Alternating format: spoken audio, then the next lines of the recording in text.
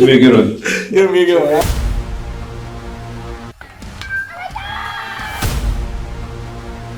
Definitely a different type of process. Cut down or freeze up. Being a coach's son. Jackson, of course, they keep retooling. One stolen base, a hit by pitch.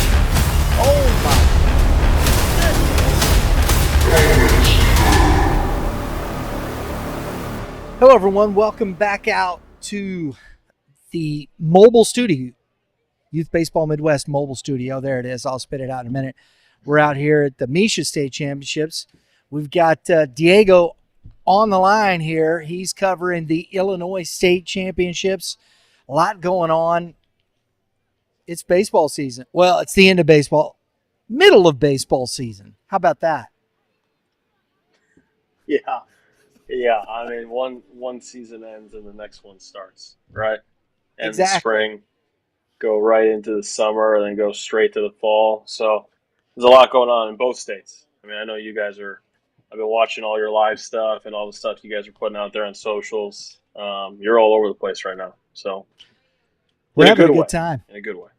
Yeah, for sure. Exactly. So for sure. We got to work to where where are the Illinois State Championships held? It's going to be in Chicago? No, kind of. They do the 1A and the 2A traditionally they do it at Dozier Park in Peoria, which is, I believe, the AA or single A affiliate for the Cardinals. This year, there was a scheduling conflict. So they're actually doing the 1A, 2A at the University of Illinois. And they play the 3A and the 4A in Joliet, at the Joliet Slammers Park, which is an independent league team. It's very similar to what's behind you guys right now. Probably smaller by the looks of it, and there's no bleacher seating. It's all stadium seating. Mm-hmm. So they split the small school and the large school into two different locations because they're two different weekends. So I don't think that's a horrible thing, No, you kind of, I mean, you could do it like, obviously Missouri does it like kind of the whole week, right? Right. It allows you to do the 1A, 2A Friday, Saturday for both, and the 3A, 4A Friday, Saturday, and they're on different timelines. So that makes sense. Hey, whatever works. Whatever works. Yeah. So just an FYI, folks, I might jump out to do an interview over here. We got all the stuff, and Diego's going to keep going. But Diego, we're sectional championships? Well, the 1A, 2A state field is set. Okay. Like we know the Final Four, so we could start there with 1A. It's a little bit of an interesting field with two powerhouse programs. Ottawa Marquette, which is not in our coverage area, quote unquote, but they're the reigning 1A state champions. They're back in the semifinals, and they're going to match up against Lexington, which is kind of in central Illinois, like the Champaign, Peoria area, who won their super sectional as a 5 seed. So they were a 5 seed throughout their whole regional. They won their regional as a 5 seed. They won their sectional as a 5 seed. They're here. They beat Salt Fork, who was a 2 seed in the super sectional. So they're going to match up against, as my cat runs around, they're going to match up against the reigning state champions in the state semifinals tomorrow at 10 a.m. And the winner of that game will play the winner of Pawnee and Father McGivney. So Pawnee beat Waltonville in the super sectional. They're going to go up against Father McGivney, who we've talked about plenty on this podcast. They beat Route Catholic, who beat them last year in extra innings. McGivney beat them this time around in extra innings, 4-3, in an awesome baseball game. I was at that one, took that game in. Route Catholic was down to their last strike. And Eli Olson, their 9-hitter, who's going to play football at North Central College, hit a towering home run over the right field wall to send the game to extra innings. And McGivney ended up winning 4-3. So we'll have Father McGivney, we'll have Ottawa Marquette, we'll have Pawnee and Lexington. I would think I would think Ottawa Marquette and Father McGivney win those two games. I think it would be pretty big upsets if they didn't. And then I think you would get a very rare case where you get the two best teams in a classification playing for the state title. The reigning state champions against the team that's lost one time in the state of Illinois all season, duking it out. So that should be an awesome weekend there. If you go to 2A, we've got basically one or two seeds across the board in the state semifinals. You got Eureka up there in the Peoria area. They're like 36-2 or 36-3. Wait They a won minute. their super sectional. I got to say it. Go Wooden Shoes. Yeah, we'll get there. I know. I couldn't help myself, man. They're doing some pretty crazy stuff over there in T-Town, but Eureka beat Wilmington 4-0. Wilmington went to state last year. Eureka gets them this time around. They'll match up against Sacred Heart Griffin, who beat Monticello 4-3. It was a great game. Sacred Heart Griffin jumped on them early, 3-0 in the first inning. Monticello clawed their way back. It was 3-3. And Drew Ward, a junior, hit a sacrifice fly to make it 4-3. And Will Cody came out of the bullpen and threw 4 hitless innings for Sacred Heart Griffin to lock up the save. So those two teams will match up tomorrow at 4 o'clock. On the other side of the back of the bracket, Newman Central Catholic, who has been kind of a staple here at state, they bounced back between 1 and 2A, but they've made it, I think, 3 of the last 4 years. They had a kid get drafted out of there last year, Brennan Tunnick. Your Dodgers drafted him in like the 12th round, and he signed. So they beat Chicago Hope 5-1 to go back to state. They're going to match up against the Wooden Shoes like we just talked about. And maybe, honestly, like the way Teutopolis got here, so they beat the reigning 2A state champion St. Anthony in the sectional finals. They did that by scoring 4 runs in the bottom of the 7th inning. So they were losing 5-2, and they came back and scored 4 runs. Or sorry, they were losing 4-1 and scored 4 runs to walk St. Anthony off in what was a crazy baseball game. And then they go into the bottom of the 7th, losing 5-3 against DuQuoin in the Super Sectional Championship. And they came back and scored 3 runs to walk it off. So talk about playing with house money and getting hot at the right time. This should be a really good Final Four here in 2A. Yeah. Sacred Heart Griffin's probably going to roll out Andy Antonacci, who's been absolutely dynamic on the mound against a really good Eureka team. Teutopolis is going to give the ball to Austin Voorhees against a strong Newman Central Catholic team. So whoever wins the state championship here is going to have to earn it. If we're going to do predictions, or you're going to have to make me pick, I'm going to roll with Sacred Heart Griffin. They're super talented. Not that the other teams aren't, but they have the depth on the mound. They have some star power. They have a premium arm that I think can pitch them to the championship. And then when they get there, they've got several guys they can give the ball to, whether it's Will Pennell, Will Cody, Drew Ward, Carson Butler. I think they'll face off against Teutopolis, so I think we'll get a matchup of our preseason number 2, I guess number 1 in 2A, because we had Father McGivney number 1, and they're 1A, against, I think, our preseason number 4 in Teutopolis, which would be awesome. So we'll see how that plays out, but that's the 1A, 2A playoffs. Those will take place this weekend. While you're finishing 3A, 3A, I'm going to go interview some state winners here, and I'll be right back. You keep going. Cool. So if we're talking 3A here, we're going to have the weather kind of complicated some things for us. A lot of the semifinal games, the sectional semifinal games, were supposed to take place yesterday, but weather kind of rolled through, as it did over there in Missouri for you guys. Weather kind of rolled through the whole state of Illinois yesterday and pushed a bunch of these games to today, actually, which creates a little bit of an interesting dynamic because, if you play on Wednesday and you end up winning the sectional, technically, depending on pitch counts, your starting pitcher on Wednesday could then start the super sectional on Monday. But if you play on Thursday, you only have 2 days of rest instead of 3 days of rest, or 4 days of rest instead of 3 days of rest. So the pitch count restrictions can get a little dicey there. So the teams that played yesterday had a pretty big advantage, in my opinion, assuming they win the sectional title. We'll start with the Triad sectional. I think it was the only one in 3A within the area that we pay attention to, really, that played yesterday. I was over there at Triad. It was wet all day long. There was I think 5 weather delays in total, whether rain or lightning or storms or whatnot. But Mascoutah took it to Salem in the first game, 16-2. I think it was a 3-hour game that had 3 different rain delays. Mascoutah came out on top. It was a pretty tightly contested ball game until the latter innings. And Mascoutah's offense kind of exploded. I think they scored 10 runs in the last 2 innings to pick that win up.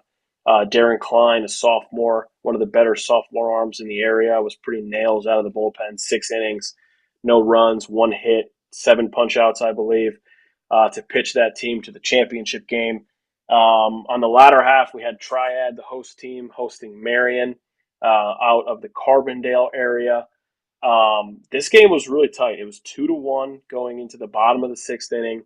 Marion had runners on second and third with 1 out. And as the game was rolling, we went into a weather delay. It was like a 45-minute lightning delay. They brought the teams back out at like 5:11, I think, and immediately 2 pitches into it, there was another weather delay. So there was a lot of sitting around. Marion had a guy on second, guy on third, less than 2 outs, and they just couldn't get it done. Sawyer Brunson came out of the bullpen for Triad, punched 2 guys out to get out of that jam.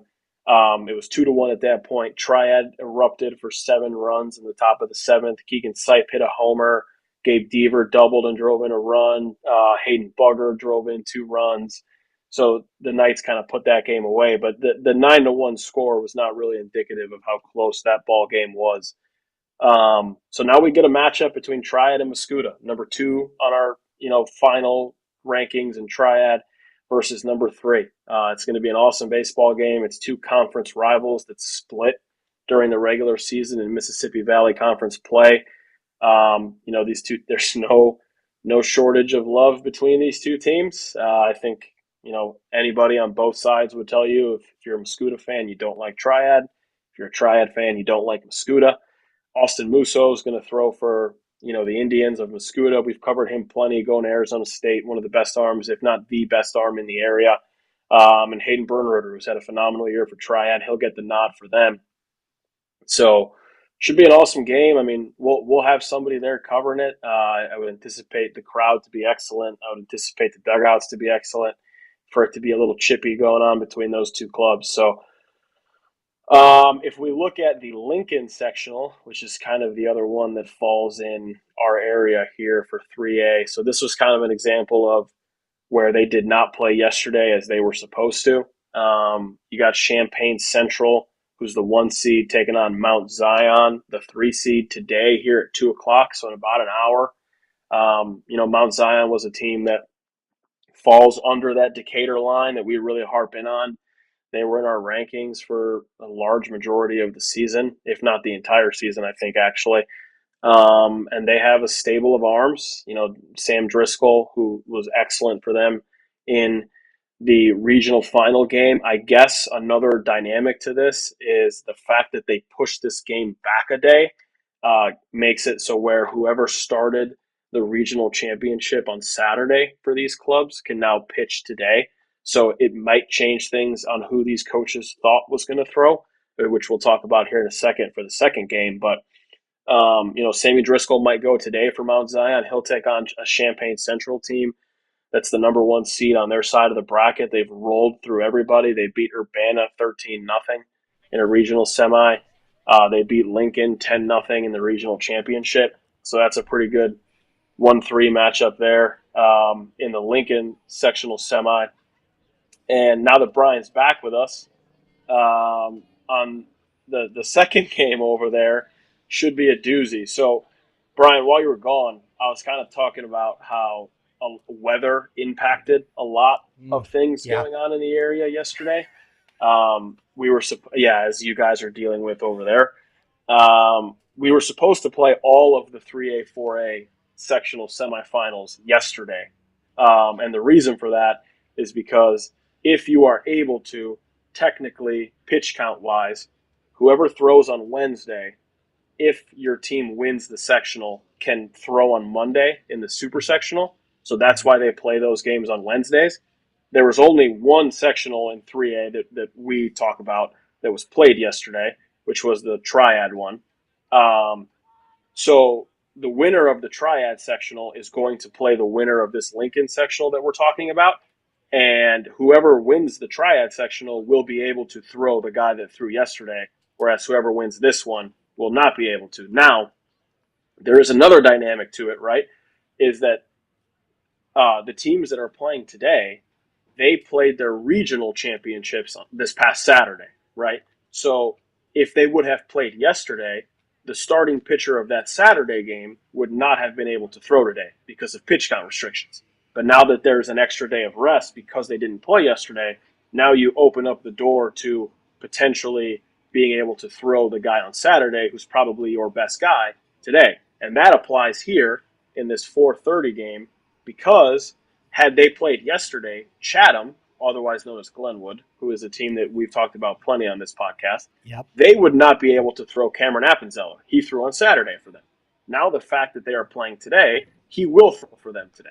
So that opens up a whole new thing because now Muhammad Seymour, instead of getting Dylan Huff, who's a very good arm, don't get me wrong, he's a junior mid to upper 80s with a banger slider, Muhammad Seymour is now going to see a guy who's going to be a millionaire in a couple weeks because of the extra day of rain. Which gives Chatham a huge advantage. It also opens up the door to where if whoever throws today stays under a certain pitch count, they can bounce back and throw on Monday. So Glenwood and Muhammad Seymour, Cameron Appenzeller goes for the Titans in what automatically for me gives them a huge advantage because he's the best pitcher in the state. Muhammad Seymour, I would expect them to go with Mason Orton, who's a left-hander going to Northern Illinois, who's very good in his own right. So you're probably going to see a low-scoring ball game there. But kind of interesting how weather and stuff getting delayed can help one team and potentially hurt the other. So we'll see what the matchups look like there. But between Champaign Central, Mount Zion, Chatham, Mahomet, two of those teams will play for a sectional title on Saturday. And the winner of that sectional will play the winner of Mascoutah and Triad on Monday, I believe at 6 p.m. at Decatur for a trip to state. If we move along to 4A, again, like we've talked about, for the most part, all of the 4A teams within our area are in this Bloomington sectional. Edwardsville won their regional 10-0 over Quincy. O'Fallon beat Belleville East 14-5 in their regional title. So now you're getting a rematch of Edwardsville and O'Fallon.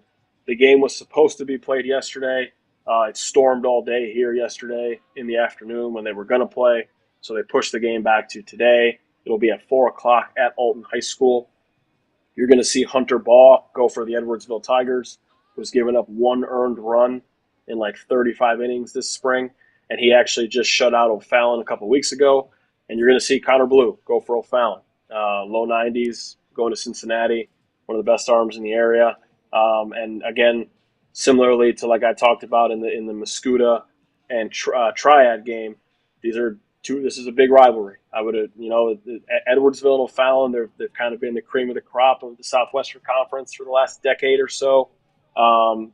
They meet up in the sectional semis every year. This happened last year too, so we'll see what happens. But the winner of that game, traditionally, whoever comes out of this little bracket of the Southwestern Conference teams in 4A usually ends up going to state. It's just kind of how it's been the last couple of years, especially with the run that Edwardsville's been on. On the bottom half of the bracket, which we talked about a couple of weeks ago on this show, is stronger this year than it has been before. You had the 1 seed Minooka, who is not within our coverage area, but is one of the better teams in Illinois and is a program that's got a ton of history behind it. They actually lost in the regional championship to Bradley Bourbonnais 2-1. So that knocks out a pretty big time player on that side of the bracket. Now Normal Community, who won 13-3 against a good Plainfield Central team, if they knock off Bradley Bourbonnais, they'll make their way to the sectional championship to face the winner of Edwardsville and O'Fallon, which does lighten the bracket a little bit for Edwardsville and O'Fallon. Now, Normal Community is not a pushover by any means. Like, they're a very talented team. They're pretty loaded, to be honest with you. But Minooka getting eliminated does, lighten that a little bit. So that's really all we got. We're starting to get to the end of it. We obviously, the 1A, 2A, next time we talk will be done. There's some really interesting matchups for us on the 3A side, especially that Muscuda and Triad game on Saturday. And we have Edwardsville and O'Fallon today. So very good, man. I think it's interesting. I'm just looking at these, trying to get myself familiar with it. Is that, you think that the Edwardsville O'Fallon game, coming back to that, talk to us a little bit about that thought process. These are two teams that they're big time programs over there. For people that aren't paying much attention, I've never paid much attention to it. What does this mean here if O'Fallon were able to take down Edwardsville? I mean, it would be pretty big. Just given the fact that, Edwardsville, they won the state title in 2019. They won the state title in 2021. In 2022. They won the state title in 2023. And they finished third last year, right? So to make it to state, they have had to traditionally beat O'Fallon to get there. So it's kind of year after year after year after year of losing to, a team that has gone on and captured multiple state titles now in the last 5 or 6 years. It would be pretty massive. Every year you kind of go into it knowing this matchup is going to take place, whether it's in the regional finals, right? Sometimes it lines up to where they have to play each other in the regional championship. Sometimes it's the sectional semifinal, whatever it is.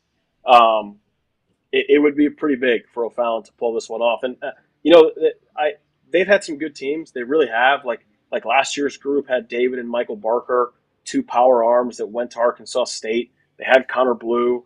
A couple of years ago, they had Danny Mack, who was a really good player. They had Will Millard behind the plate, who was a really good catcher for them. O'Fallon has had several really good players come through.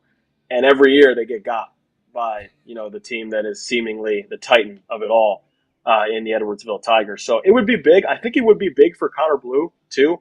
I might be wrong here, so don't quote me on this, but I'm pretty sure he has never beaten Edwardsville himself, which is kind of ridiculous given the fact that Connor Blue is, 90, 93, can run it up to 94, 95, and is one of the best arm talents in the area. And aside from arm talent, he's just a really good pitcher too. Yeah. He doesn't walk guys. He can spin a breaking ball for strikes. He's got a good changeup. It's not a thrower. He's got some polish behind him, but it's tough. It's tough to beat Edwardsville and the brand they play, that they can swing it. They've got juice. If they have to play small, they can play small. They don't make mistakes. They don't beat themselves. They run the bases. They'll go first to third. They play very strong situationally. And it's just really tough to beat a team that doesn't usually beat themselves, and they're really talented. That doesn't really happen a whole lot. So we'll see. If you had to ask me who I think will win, I'm never going to pick against Edwardsville. I remember my very first year down here. I went to go watch them play against Belleville East in this sectional semifinal at SIUE. And that was the year Belleville East. That was Xander Muth's junior year. Xander Muth, for those not familiar, was a third-round pick by the Pirates out of high school. He signed for $2 million and is one of the better arms to come through here. And I went into that game thinking there's no way that guy loses to a high school team. And I think Edwardsville beat him 10-0 in 5 innings. So, it's just you kind of don't bet against them until they beat themselves. The only experience I have with it, last year we live streamed a game from O'Fallon Blazer Field there, and it was Edwardsville. It was Shiroto and Blue on the mound. Yep. When Blue left the game, that was pretty much it. So, And I'll be honest, that's kind of what it might be now too. O'Fallon's had some injuries on their pitching staff. They have talented arms. They've got Sam McCollum, who's a really good, power reliever type, fastball slider combo. They got Anthony Perez, who's a mid to upper 80s lefty that can spin it. But other than that, like it's not the deepest pitching staff O'Fallon's had in the past. And I think Connor Blue is going to get his full 115 in today. So, sorry, man. I said congratulations to the coach walking by. You're good. I will tell you this because you missed this. I think the potential game of the year down here is Muscuda and Triad on Saturday. It's you and your cat for the sectional title. Yeah, it's me. This is my life every day. My dog's over there, but this is my life every day. Sorry, couldn't help it. I think it's going to be Muscuda and Triad. Conference foes. For my money, it's the best rivalry in the area. I know Edwardsville and O'Fallon, they have a lot of history going back at each other, but I wouldn't say watching those two games that there's a whole lot of dislike between the two teams. Like a lot of those guys are travel ball teammates. They train together in the off season. I would tell you Muscuda and Triad, they don't like each other. I think it roots pretty well on both sides. And, Muscuda got Triad this year, so they're 1-1. This will be kind of the deciding game 3. You're going to have Austin Musso going for Muscuda. You're going to have Hayden Bernruder going for Triad. It's at Triad. I'm sure it's going to be absolutely packed. I'm sure you're going to have some back and forth between the dugouts and the fans, and it's going to be a really good baseball game. That one right there. So I think there's a potential for it to be really like the game of the year down here. And when is that going to happen? If it happens, this Saturday. It's already set. This Saturday at 11 a.m. Bummer. Yep. I wouldn't mind seeing that game. Yeah. I'm looking forward to it. But we will be here. So it is what it is. All right. Well, there you go. Championship battles being had everywhere. It's going to be fun. It's going to be a good weekend. I think we got some great matchups here. Illinois. Oh, and saw Scout Connect T over here on an interview. I saw that too. It kind of fired me up. Shout out to Chase Blue and the Sullivan Eagles. I know they lost last night, but still, shout out to the T-shirt. There you go, man. I thought that was cool. I was like, hey, I know that shirt, bro. Yeah, it fired me up. So there you go, buddy. Hey, it's always nice to see that, right? You're working hard and you're putting things together, and you're like, I appreciate you. Yeah, it was cool. Very good. Well, hey, man, enjoy the baseball. You too. Seems like you guys are going to have, I know, what do you got going on right now? Class 4? Class 3. Class 5 schools. Okay, Class 3. Class 3 state championship getting ready to go off. The Fatima Comets taking on the Fairgrove Eagles. There you go. What do you think? Who is in Class 4? Is it? Oh, I'll be honest with you. I got nothing. Logan Rogersville. Do you know Logan Rogersville? Oh, yeah. Very familiar. Okay. Taking on the Chillicothe Hornets. I know you've been high on Chillicothe this year. We've had him in the rankings. But I'll rock with the Wildcats of Logan Rogersville. I know they got a pretty good team going over there. So, you know what's crazy, dude? Most of the kids that did the damage. They're young. Yeah, they're young. Yeah. Yeah, they had kind of a little bit of a mass exodus a couple of years ago when they had, they had a pitcher. They had a left-handed arm that was committed to Missouri State. And here they are again, getting they're one win away from immortality. So it's going to be like this, I think, for the next few years. The kid that pitched last night, Nate Eakins, he's a sophomore. Yeah. He's a good player. Good arm. My goodness. And the kid, there's a freshman going 2 for 3, knocking in runs, and is another sophomore and junior.